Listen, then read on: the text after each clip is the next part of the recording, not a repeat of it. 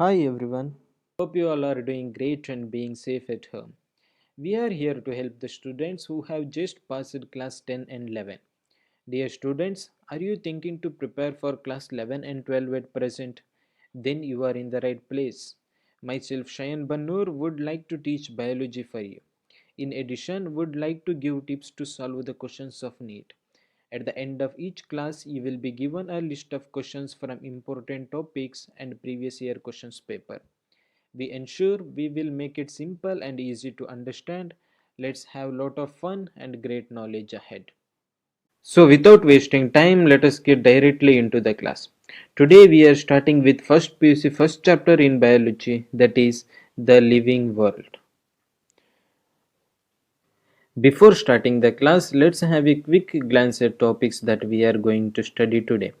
First, we will be speaking about introduction, that is an introduction to biology, then living and non-living things, then characters of living, then neat important question, at the end quick recap. Let us start with biology. The word biology consists of two parts, bio and logy. Bio means life, logy means study. So study of life is known as biology. Biology is a natural science concerned with study of life and living organisms. So in biology we will study about life and living organism. Biology. Aristotle is known as the father of biology. Biology is later divided into two major parts, botany and zoology. Botany means the study of plants, zoology means the study of animals. Theophrastus is known as the father of botany and Aristotle is known as the father of zoology. This is about the basis of biology. Now we are entering into the main part of the chapter, that is living. We can differentiate things around us into a living and non-living things by using various criteria. Let us see those criteria one by one. First one is growth. By understanding the growth, we can separate living and non-living things.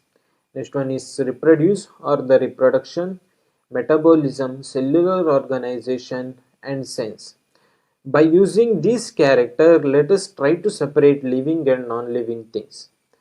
Let us go one by one in detail. All living organisms grow. So if the organism is living, then it is growing. Now let us see what we mean by the growth. Increase in mass or the number of the individual is known as growth. Increase in mass, that means increase in the weight or the number of the individual or the increase in the number of the individual by reproduction, then it is known as growth. Growth in plants and animals are not exactly same. In plants, there will be continuous cell division from birth to death. So physically, we can observe the growth, that is increase in height or the development of the fruit, etc. But in animals, it is not exactly same. Let us see that by taking the examples of the human beings. In the case of human beings, there will be continuous cell division from birth to death. But after the age of 20 to 25 years, there will not be growth in height. But cells will grow continuously, so any wound, even after the 25 years, can be cured. But physically, we will not be able to see any increase in height. Now next point is accumulation of the mass. We know that accumulation of the mass, that means increase in the mass or increase in the weight, is known as growth. Non-living things also grow. Let's justify this statement by taking the examples of the mountain. Mountains may increase in its mass by various reasons, by the physical conditions like addition of the sand, ice, or the addition of the new organisms. That does not mean that mountains are living. Mountains are non-living things and it is increasing in its mass. So growth cannot be taken as the defining property of the living organisms. See, all the living organisms will grow, but all the growing organisms are not living. Let's move towards the next character, that is reproduction. That means production of the similar one to parent or the production of the similar offspring is known as reproduction. There is two type of the reproduction takes place. One is sexual reproduction and one more is asexual reproduction. In sexual reproduction, new organisms are created by combining the genetic information from two individuals of different sexes, that is male and female. In case of the asexual reproduction, new organisms are formed, but they do not involve the fusion of the gametes. That is known as asexual reproduction. Let us take few examples for asexual reproduction. First one is amoeba, which will reproduce by binary fission. Fungi will reproduce by formation of the spores. Planaria reproduce by the formation of regeneration. Yeast or hydra reproduce by budding. Now let us see them one by one. Amoeba. Amoeba is an unicellular organism usually seen in water. They reproduce by binary fission. Binary fission means where the parent cell gets separated into two daughter cells. This type of the reproduction is known as binary fission. First, when the parent cell is completely matured, they become spherical in shape. Then, division of the nucleus takes place where the one nucleus is divided into two separate nucleus. Later, the movement of the nucleus takes place towards the opposite poles. Later, the division of the cytoplasm will take place. After the period of time, this cytoplasm get completely divided. At the end, we will be able to see two daughter cells which is completely separated. This type of the reproduction is known as binary fission. Fungi. Fungi usually reproduce by spore formation. Let us study this by taking the example of Rhizopus. Rhizopus usually seen in bread or vegetable, which is also known as black bread mold. Rhizopus consists of a sporangiopore. At the tip of a sporangiopore, there is a presence of sporangium. Inside the sporangium, there is a presence of spores. After a period of time, sporangium gets matured and they will burst open. Then spores will come out from the sporangium and lay in the ground. During favorable condition, those spores will develop into a new individual. This type of a reproduction is known as reproduction by spore formation. Planaria. Planaria live in both salt water and fresh water. Regeneration. So planaria can be cut into pieces and each piece can generate into complete new organisms. That is known as regeneration. When planaria cut into pieces, we can see that in the diagram, it can generate remaining part of its body. That is known as regeneration, and it will take around 2 weeks to regenerate. So this is about the regeneration. Let's move forward. Next one is Hydra. Hydra reproduce by budding. When Hydra is matured enough, there will be small outgrowth coming from the parent body known as bud. With the gradual period of time, development of this bud will take place. Even the development of tentacles also takes place.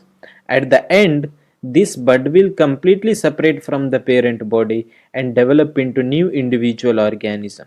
This type of the reproduction is known as budding. So we saw that living organisms will reproduce. But whether all living organisms will reproduce? No, we have many exceptional cases. Let us see two of them. First one, sterile worker bees. In bees, sterile worker bees will not be able to reproduce, but they are living.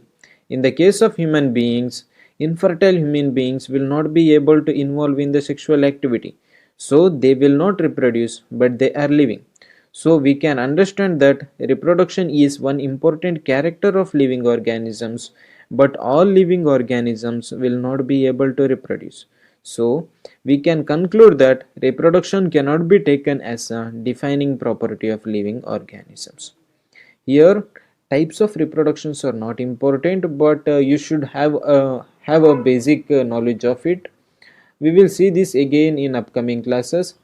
Here important is to know that only by reproduction we cannot say whether the organism is living or non-living. Okay students, now let us see some important questions of the NEET. Which two points are known as the twin characteristics of the growth? Increase in mass, differentiation, increase in number of an individual, response to stimuli. Twin characteristics of the growth. We know that increase in mass and increase in the number of an individual is known as growth. So the correct answer is option D. Next one, the production of a similar one is known as option A metabolism, option B growth, option C sense, Option D, reproduction. The production of a similar one, that means the production of the similar type of the offspring, is known as reproduction. So option D is the correct answer. Which of the following option is correct? Option A, only living organisms grow. No, because even in non-living things mass may increase, which is also known as growth. Option B, plants grow only up to certain age. No, because in plants there will be continuous cell division, so it will grow continuously. The growth of living organisms is from inside. Yes, in the case of living organisms, there will be continuous cell division, so growth will take place from inside. So option C is the correct answer.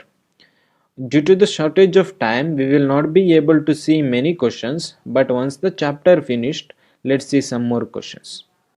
Let's have a quick recap of the things we studied today. We started with biology. Biology means the study of life. Then living organisms and non-living things. We tried to differentiate them by taking different character. Today we saw two character. First one is growth. So growth is one important character of a living organisms, but it cannot be taken as a defining property of living organisms. Next one is reproduction. Even reproduction cannot be taken as defining characteristics of a living organisms, because we saw that many living organisms will not be able to reproduce. Okay, that's all for today. Hope you all understood well and good.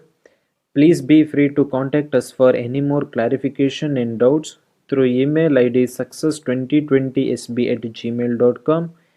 Kindly update us with your valuable suggestions and feedback. Hope you all will like, subscribe, and share. Let us stay connected and have great days ahead.